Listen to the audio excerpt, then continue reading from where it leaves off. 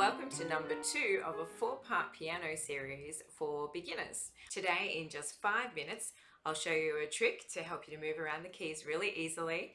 We'll look at some note reading skills and also a really fun piece called Pa.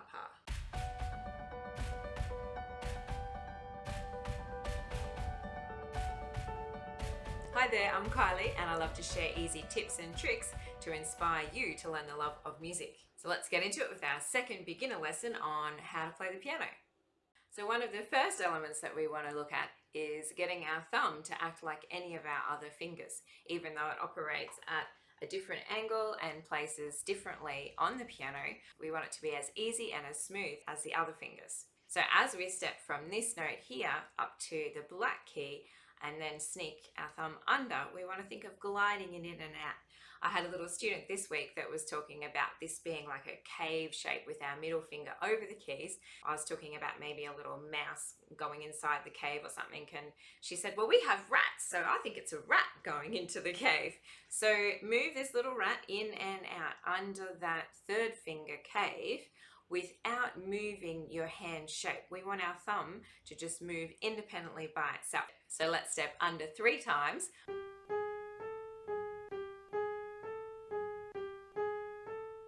Secondly, let's introduce a note reading skill today. So on the internet, we can do a lot of things by ear, listening and matching. A lot of people might show us different places and patterns to see on the piano and start on this one. But if we start to look at how to read music and to look at that language, then it can open up another whole world to us as well. Note reading for the piano is divided into kind of 2 sections. For the high notes, we see the treble clef, or this used to be called the G clef. Now, the reason that I'm giving you 2 names is because the G clef, that used to be the old name, actually can highlight the note G from where we start to write the treble clef symbol. So this whole line along here is for the G note that we started our thumb passing exercise on earlier. If we skip down to a little baby line here, then this takes us to the middle of the piano. We call this C, middle C. Now this is a key kind of landmark as well to look out for, because both of our hands can relate to where middle C is, both on the music and also on the piano. So this is middle C in the right hand and also middle C in the left hand, but it's the same note on the piano. If we keep going down from our middle C, skip down, this takes us to the start of where we write our bass clef, or the old F clef was its name. While we don't need to know everything today about note reading, we just need to get a gauge of where things are as main landmarks, and then we can work at relationships from there. So the important thing is that our notes can move up the staff as we move up the piano. In the new song that we're about to do, we actually would also throw in some little baby steps by putting in this sharp sign as well. So the music would look a bit like this, and let's now learn it onto the piano.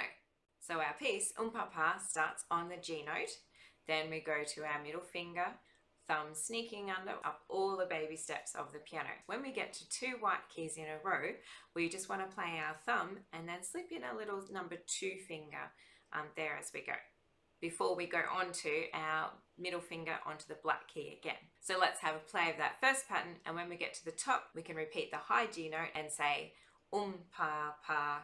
Let's do it together. 1, 2, here we go.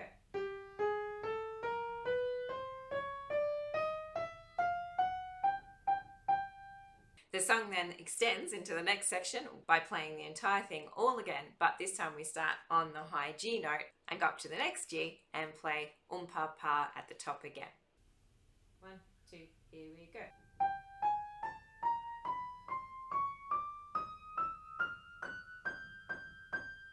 Then we have a little tune with very high notes where we go white, white, black, white again.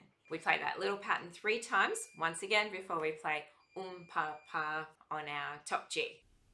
1, 2, here we go.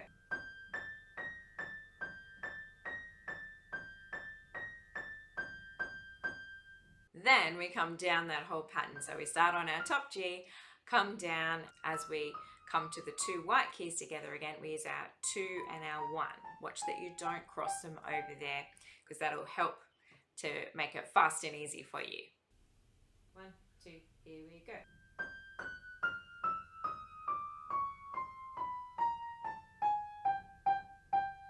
Then we finish by playing from the last high G down to our G again above middle C.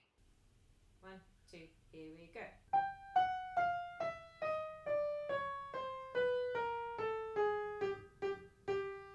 Now this piece can get really fun with playing as a duet, and if you start kind of very slow and then build up faster and faster to the end, then yeah, it's quite cool. If you have two piano players in your house, then I will show a bottom part as well that you can do with a G minor chord, a C minor chord, and a D major chord, if you want to copy my hands there too, if there's two of you.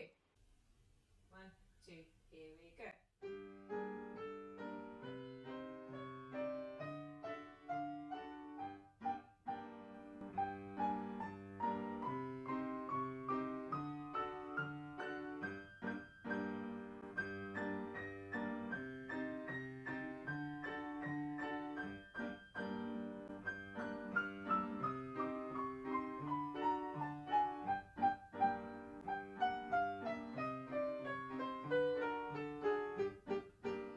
Well, thanks for joining me today. I'll make a link to some other videos down below if you're interested in developing further your technique, and also some more note reading skills. Please subscribe if you're enjoying the content, and a thumbs up is the best compliment you can give.